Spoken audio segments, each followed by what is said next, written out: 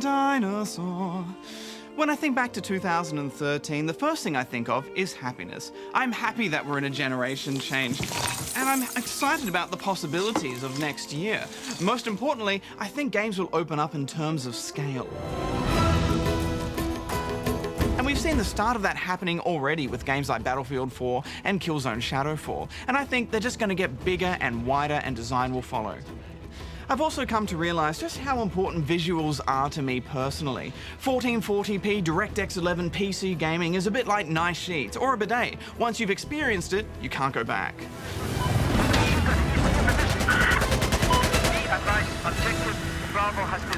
I loved my PS3 and my 360, but I can't deny that this year, that love has waned significantly. It makes me sad that they now frustrate me with their slow loading and jaggies, and it's not their fault they're old.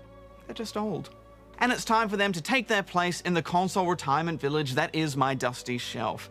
But that is a place of honour, and I thank them for their service. But this year, there's also been games which have transcended my visual bias across all platforms. Nothing says I love you like smashing my f***ing TV. Nothing at all. Grand Theft Auto 5 is a masterpiece of technical wizardry. We've never seen an open world work so well, and it was especially ambitious in every way.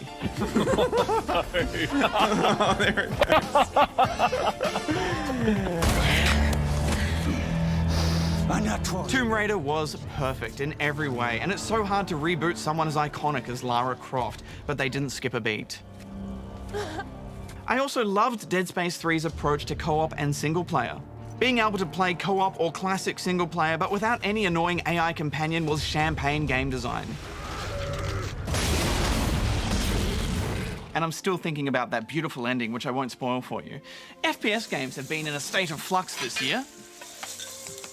We had a disappointing COD and an incredible Battlefield 4, but both of those games have elements which definitely need to change in their next iteration.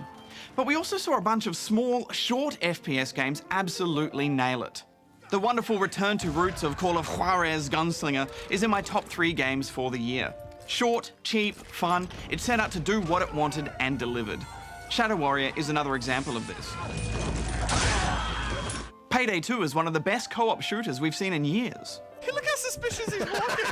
That doesn't trigger anything. Wonderful unlocks, strategy and ideas, with much care and thought behind every part of its design.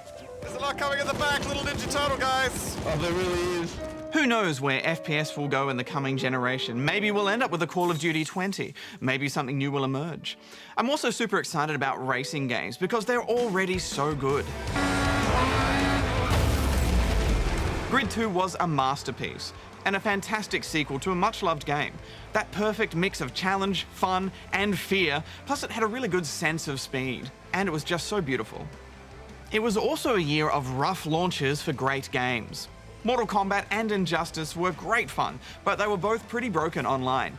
Finding a match was tougher than Shao Kahn on hard. Round 1.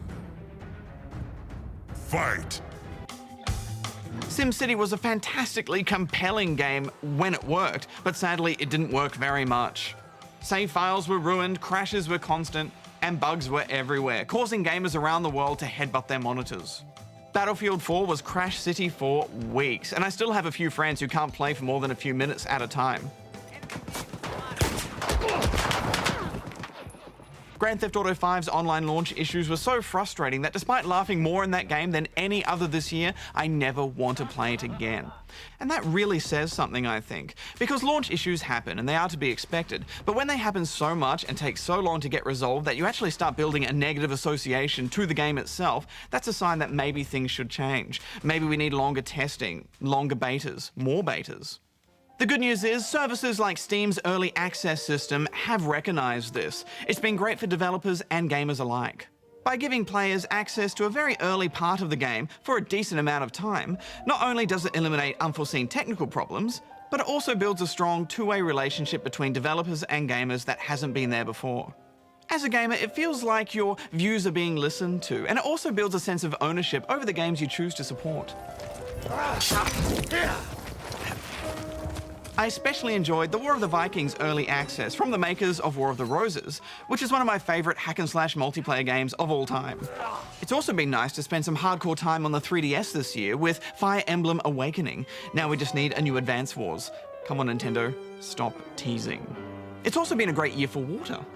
From Grand Theft Auto 5 to Assassin's Creed 4, we've seen rolling waves, foamy foam, and more importantly, the ebb and flow that you feel when you're in water as it pushes you around. You feel wet, cold, and out of control. And now I'm just excited what next year will bring. New consoles, Steam machines, which may change the lounge room space again, and of course, the games. Dark Souls 2, DayZ Standalone, come on Dean, just release DayZ Standalone, Witcher 3, Dragon Age Inquisition. I think everything about next year will be big, fast, beautiful, and hopefully stable.